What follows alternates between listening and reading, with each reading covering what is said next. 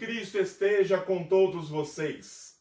Estamos aqui mais uma vez para compartilhar a palavra de Deus. Hoje quero ser assertivo, não vou me demorar muito. Vou ler duas passagens bíblicas. Uma no primeiro livro da Bíblia, o livro do Gênesis, e outra no último livro da Bíblia, o livro do Apocalipse. A primeira passagem se encontra em Gênesis, como eu disse, no capítulo 2, versículos 8, 9, 15 a 17. Diz assim: 8. E plantou o Senhor Deus um jardim no Éden, da banda do Oriente, e pôs ali o homem que tinha formado. E o Senhor Deus fez brotar da terra toda árvore agradável à vista, e boa para a comida, e a árvore da vida no meio do jardim, e a árvore da ciência do bem e do mal. 15 a 17. E tomou o Senhor Deus o homem, e o pôs no jardim do Éden, para o lavrar e o guardar. E ordenou o Senhor Deus ao homem, dizendo: de toda a árvore do jardim comerás livremente, mas da árvore da ciência do bem e do mal, dela não comerás, porque no dia em que dela comeres, certamente morrerás. Vamos agora para o livro do Apocalipse. Capítulo 22, versículo 1 a 5. E mostrou-me o rio puro da água da vida, claro como cristal, que procedia do trono de Deus e do Cordeiro. No meio da sua praça, e de uma e de outra banda do rio, estava a árvore da vida, que produz 12 frutos, dando o seu fruto de mês em mês. E as folhas da árvore são para a saúde das nações. E ali nunca haverá maldição contra alguém, e nela estará o trono de Deus e do Cordeiro, e os seus servos o servirão. E verão o seu rosto, e nas suas testas estará o seu nome. E ali não haverá noite, e não necessitarão de lâmpada, nem de luz do sol, porque o Senhor Deus os alumia, e reinarão para todos sempre. Amém? Deus é maravilhoso e a sua palavra é digna de toda aceitação. Hoje quero falar a você a respeito de duas árvores. O título da mensagem é esse: As Duas Árvores. Aquilo que está presente no segundo capítulo da Bíblia, lá no jardim. E depois nós encontramos numa praça, no último capítulo da Bíblia, o seu correspondente. Bendito seja o nome do Senhor. Quero falar um pouquinho com você sobre a capacidade que Deus deu ao homem de escolher.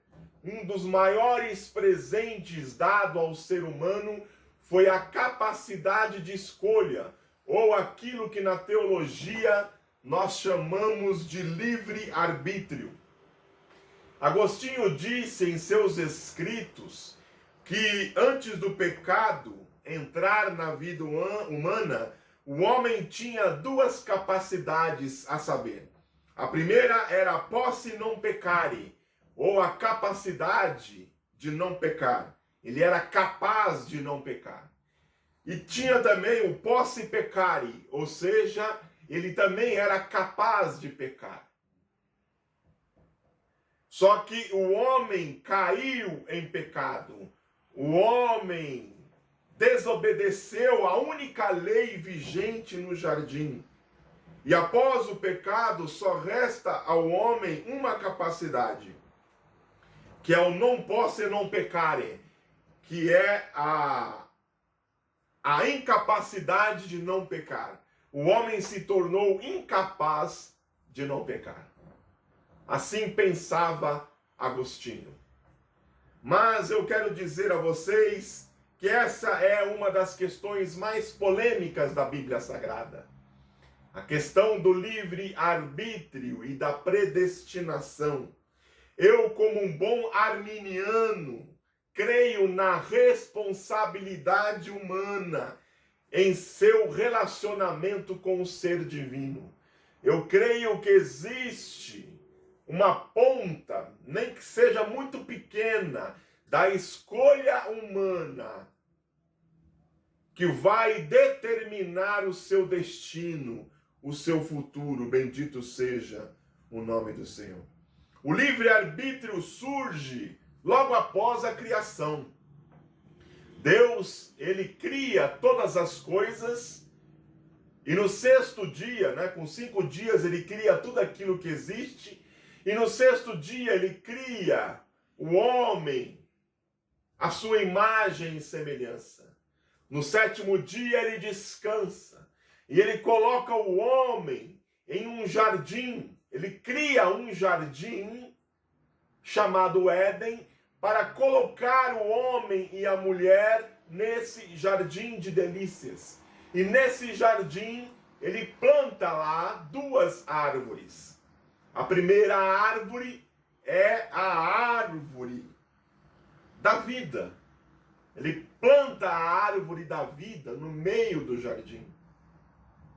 Essa árvore da vida produz um fruto, e o seu fruto gera a imortalidade.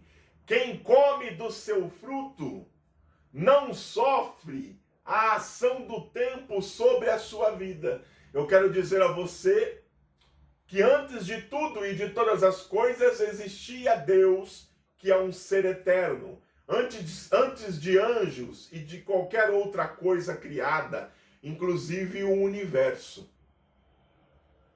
A primeira coisa que Deus cria é o tempo. A Bíblia diz em Gênesis 1:1, no princípio. Então, para que todas as coisas viessem a existir, tinha que haver um princípio. É preciso de espaço-tempo para que exista a matéria. Sem espaço-tempo é impossível existir qualquer matéria que seja. E essa árvore da vida impedia que o tempo agisse na vida do ser humano. O ser humano não estava contando o tempo, pelo menos não nesse estágio, porque o tempo não o influenciava, porque o tempo não tinha uma ação direta sobre ele, visto que ele era eterno, visto que ele era imortal. A ação do tempo não provocava rugas, não provocava doenças, não provocava sequelas, não provocava nada em detrimento ao corpo humano, porque o corpo humano era imune à ação do tempo. Mas também Deus plantou no meio do jardim a árvore da ciência, como nós lemos aqui, ou do conhecimento do bem e do mal, que vai dizer em outras versões. Ele planta no jardim essa árvore para que o homem tenha o direito à escolha. Porque essa também é uma fala de Agostinho: não há amor se não houver escolha. Não pode existir amor se não tiver o direito de escolher. Deus, ele não obriga ninguém a amá-lo, ninguém a adorá-lo. Ele não desce goela abaixo de nós, seres humanos, o seu amor, a sua companhia, o querer estar perto. O homem precisa querer. O homem precisa desejar. O homem precisa escolher estar com Deus, viver com Deus, ser dependente de Deus e amar a Deus. É escolha nossa, cabe a nós escolhermos. E a árvore foi colocada lá com esse intuito, para que o homem tivesse o direito à escolha. Bendito seja o nome do Senhor. Adão e Eva tinham o direito a essa escolha. E nós sabemos muito bem o que o nosso pai Adão e o que a nossa mãe Eva escolheram. Eles analisaram, refletiram e escolheram desobedecer a Deus e a sua vontade. E a única lei que existia naquele jardim de delícias, onde tudo era permitido e só uma coisa lhes era negada. Eles escolheram justamente a coisa que lhes era negada. Eles escolheram a independência a Deus em vez da dependência dele. Eles escolheram ser independentes. Eles não queriam depender de Deus. Eles escolheram, em vez de ficar juntos a Deus, sair fora, estar distante, se afastar da presença de Deus. Esta foi a escolha de nossos pais. Mas esse pecado não pode ficar nas costas apenas dos nossos primeiros pais. Esse pecado, ele é nosso também. Ele continua vigente hoje em nossos dias. Porque hoje nós continuamos a escolher comer da árvore do conhecimento do bem e do mal. Hoje nós escolhemos desobedecer a Deus e a sua vontade. E a vontade de Deus está expressa na palavra dele, que é a Bíblia Sagrada. É na Bíblia que nós sabemos qual é a vontade de Deus. E quando nós escolhemos desobedecer a sua vontade, nós estamos sendo rebeldes à sua causa. Nós escolhemos ser independentes de Deus. Nós não queremos ser dependentes dele. Nós primamos pelo eu. Nós primamos pelas nossas escolhas. Nós queremos o eu em primeiro lugar. Estava vendo um vídeo esta semana sobre uma curiosidade bíblica no TikTok que me chamou a atenção. Nós temos os pronomes em primeira pessoa da língua portuguesa, eu, tu, ele. Mas quando nós vamos para o hebraico, que é a língua da Bíblia no Antigo Testamento, os pronomes da primeira pessoa no hebraico, eles não são como na língua portuguesa. O primeiro pronome da primeira pessoa no hebraico é ele. O segundo é tu e a terceira é eu. Então, nós aprendemos no hebraico que o que importa primeiro, acima de tudo e de todas as coisas, é o que ele pensa. Bendito seja o nome do Senhor. Depois é o tu, que diz respeito à companhia, que diz respeito às relações interpessoais que nós temos aqui nesta vida. E em terceiro, somente o eu. Então nós aprendemos desde pequenos, quando vamos à escola, que o eu vem primeiro e o ele vem depois. Mas no hebraico é o contrário. Ele vem primeiro e nós vemos depois. Bendito seja o nome do Senhor. Então nós continuamos a pecar. Nós escolhemos estar distantes de Deus. Nós escolhemos nos afastar de Deus. Nós escolhemos o distanciamento de Deus, em vez de estar próximos dele, do seu rosto, das suas mãos, da sua presença. Bendito seja o nome do Senhor. Nós trocamos as promessas eternas de Deus por pratos de lentilhas, como fez Esaú, que trocou o direito da sua primogenitura por um guisado. É isso que nós fazemos. E quando nós fazemos isso, nós caímos no mesmo erro que os nossos pais caíram. Essa é a verdade. É assim que o mundo caminha hoje. O mundo caminha desobedecendo a Deus. O mundo caminha independente de Deus. E o mundo caminha longe de Deus. É assim desde Adão e Eva.